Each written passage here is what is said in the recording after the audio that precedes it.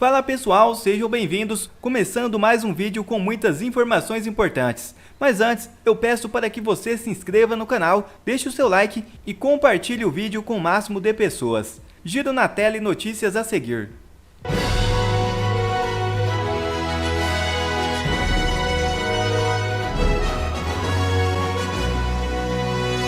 Marinho quer que TCU investigue delegado que ganhou o cargo. Senador apresentou o pedido nesta terça-feira. Nesta terça-feira 4, o senador Rogério Marinho apresentou um pedido no Tribunal de Contas da União para que o tribunal investigue a indicação de Tiago Severo de Rezende, delegado da Polícia Federal, a um cargo na Agência da União Europeia para a Cooperação Policial.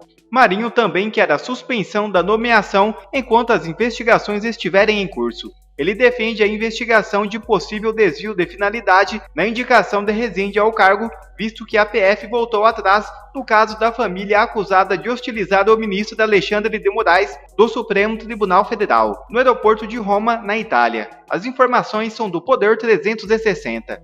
Rezende foi designado no último dia 16 de maio para exercer um cargo na Europa. A informação consta em uma portaria assinada pelo diretor-geral da corporação, André Rodrigues. Tiago Severo de Rezende foi escolhido para exercer no período de 2 anos o cargo de oficial de ligação junto à Agência da União Europeia para a Cooperação Policial em Haia, na Holanda.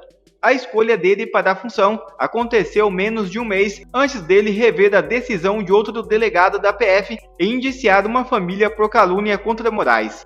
A portaria sobre a missão de Rezende em Haia descreve a função dele na Europa como transitória e diz que ela será realizada com mudança de sede, transporte da mobília e bagagens. O delegado também terá o direito de ser acompanhado por seus dependentes. Em fevereiro, a PF havia terminado as investigações do caso sobre uma discussão envolvendo o ministro Alexandre de Moraes no aeroporto de Roma. O então delegado da investigação, Hiroshi de Araújo Sakaki, não indiciou nenhum dos envolvidos, que foram os empresários Roberto Mantovani Filho, a mulher dele, Andrea Mantovani, e o genro Alex Zanata. A defesa de Mantovani disse que o indiciamento é lamentável e mostra que esse inquérito tem se revelado um verdadeiro vale-tudo. Causa perplexidade e enorme surpresa a nova manifestação da Polícia Federal. Não faz muito, opinou pelo arquivamento das investigações. Destaca-se, essa drástica mudança acontece sem que nada de novo, nenhuma outra prova, tenha sido juntada aos autos, disse o advogado Ralph Tortman. Eduardo Girão e Marco Antônio Costa conclamam pelo impeachment de Moraes. Assista. De como os ministros estavam elogiando a nova presidente do TSE, né? Então a gente perde as esperanças nesse sentido, como você até falou no comentário. Existem servidores muito bons, mas aqueles que decidem são esses que estão aí, né? Então de onde tirar essa esperança, a não ser também, é claro, da presença do povo nas ruas, né, Marco? Para tentar dar uma movimentada necessária, né? Que legal, Gui, você tirou as palavras da minha boca. Cara, a esperança tá em cada um de nós olhar para o lado e falar, pô, a gente precisa pensar no país que a gente quer para o futuro e trabalhar para, de alguma forma, conseguir ter esse país. Eu tenho certeza que essa decisão, e o Dantas estava falando agora, né? Não é nem para caçar ou não caçar, era para abrir o processo onde todos os áudios seriam devidamente analisados, seriam transmitidos. A gente, né? Não. Nada. Zero. A gente tem que pegar a lista. Vamos pegar a lista de quem votou contra essa situação e tentar entender, né? Da onde vem essa pessoa? O que ela quer para o nosso país? Essa pessoa, ela tá... Olha aqui, ó. A gente tem a lista aqui, os nomes das pessoas. Pela absolvição, contra. E a gente tem, para variar, né? Tem deputado aqui, o Gilmar Tato, do PT. Você tem uma turminha aqui que é petista. Tem até cara do PL aqui no meio, viu? Precisa levantar, mas tem um fulano do PL lá do Maranhão, parece. Acho que é PL do Maranhão. E aí? a gente vai... A gente tem várias coisas, né? A gente tem vários caminhos que a gente pode seguir na vida. Você pode sair do Brasil, falar, cansei, isso daí é um lixo, esse país é um lixo. Você não tá errado, é um lixo. Você pode pensar, eu vou sair do Brasil e lutar por um país melhor fora do Brasil. Eu acho essa uma decisão incrível também. Para quem puder tomar uma decisão dessas, eu acho ela maravilhosa. Porque é cansativo isso. Olhar para uma estrutura que é contra o povo, que é a favor da indecência, que é a favor da imoralidade, que pune a dona Jupira, a dona Iraci, senhores e senhoras de mais de 70 anos de idade, por conta desse regime tirânico do Supremo, e que congratula, dá tapinha nas costas, né? Levanta gente que nem o Janones, um histérico, um delinquente, um débil mental. Vocês viram? Ele tava comprando briga com o Nicolas Ferreira. Tava querendo ir pra cima do Nicolas Ferreira. Parece que falou da filha do Nicolas Ferreira. Então, eu entendo. E eu entendo também, e eu tô do lado de quem tá afim de ficar no Brasil, quem não pode sair, ou quem precisa ficar, ou quem está aqui conosco e quer lutar por um país melhor de dentro. A gente não pode mais achar que essas coisas vão continuar acontecendo porque o sistema é irrefreável ou o sistema é incorrigível. A gente precisa mostrar que a gente é muito mais forte do que meia dúzia de gato pingado no Supremo, ou na Câmara dos Deputados, ou no Senado Federal. Essa, para mim, é o único caminho. E é difícil falar isso, viu? Pensar no ativismo como uma forma de você lutar. O ativismo, ele é necessário, principalmente quando o estado de coisas se apresenta como ele está hoje no país. Diante dessas circunstâncias fáticas, políticas, jurídicas, jurisdicionais, se não tiver ativismo em todas as áreas, se a gente não encher o saco, se a gente não gritar nas ruas, se a gente não levantar os cartazes, as bandeiras e as pautas, a gente está numa situação de flerte com o precipício que a gente pode cair nesse fosso. E eu vou falar uma coisa para vocês.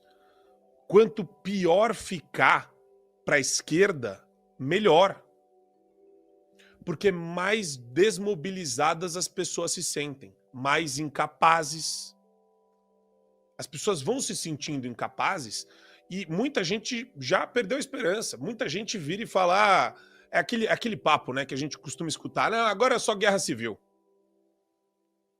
Aí é só um ensaio hipotético, né? Você tem arma em casa, não? Você já atirou? Guerra civil de quem contra quem? Só pra saber. Então fica um negócio... O cara que fala guerra civil, na verdade, ele desistiu do país. Ele desistiu do Brasil. Porque ele não é um guerreiro. Guerreiras são as tias do Zap, que sempre que tem chamada pras ruas estão lá. Essas são as guerreiras do Brasil, de verdade. Que vão pressionar o Pacheco, nosso prevaricador mais querido aí da face da terra, nosso estimado prevaricador. São elas que vão pressionar e elas que vão levantar a faixa contra o Alexandre de Moraes.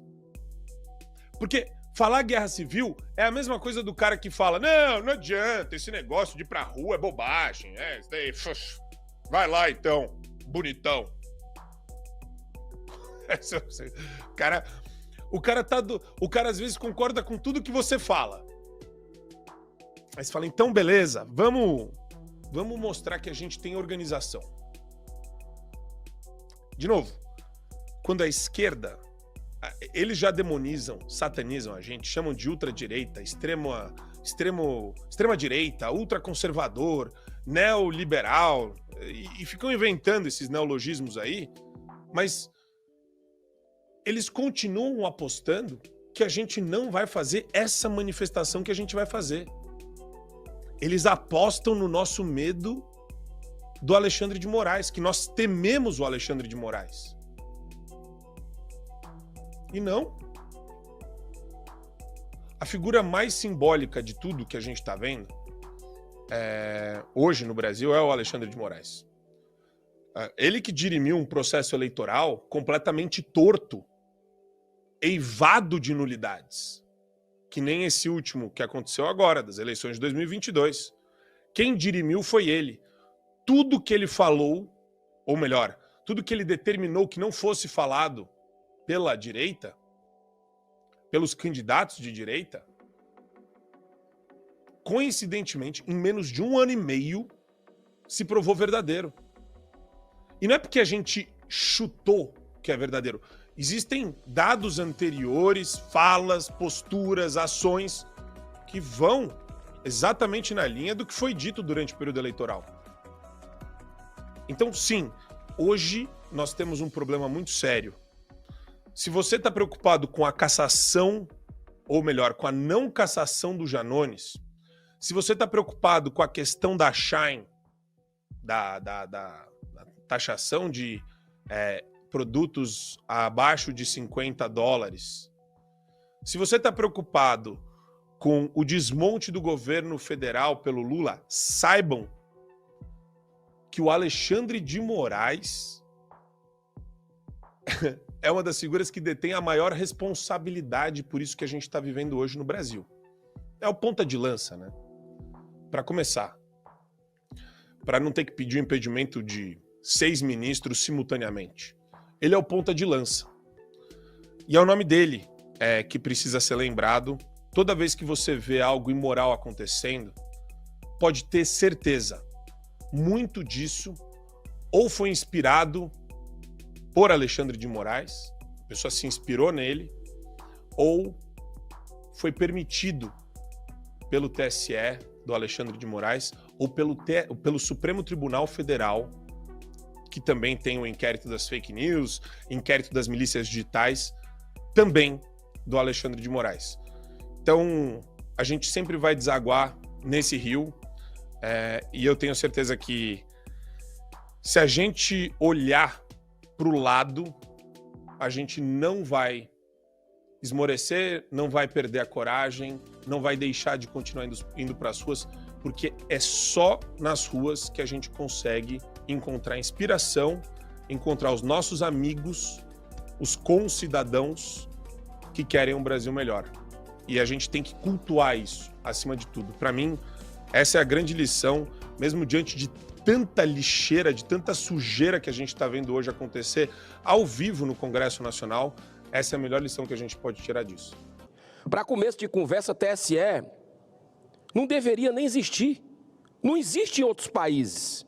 É uma estrutura B de bola aí de índio, bilionária, que poderia ser feito pela Justiça Eleitoral dos Estados, Justiça Federal, como acontece em muitos países, que se mobilizam órgãos para fazerem uma eleição. E o Brasil pega o dinheiro do pagador de impostos, bilhões de reais todos os anos, para manter uma estrutura, e eu já tive no prédio do TSE, um negócio, uma obra faraônica.